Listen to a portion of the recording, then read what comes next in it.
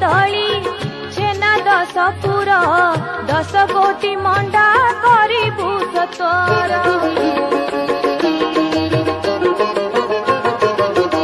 अरुआ चाउल माणे तिंतेइबु बाटी चूना करी जतने रखिबु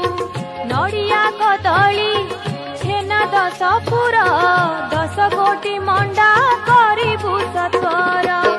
बाल धूप नैवेद्य करी पूजा भोग राग बाल धूप नैवेद्य करी पूजा भोग राग भजिबु भक्ति चिता भूली न जीबुलो मिता तू पाइबु सुदशा व्रत भूली न जीबुलो मिता मार्गशीर शुक्ल दशमी तिथि रे मार्गशीर शुक्ल दशमी तिथि रे पाइबु सुदशा व्रत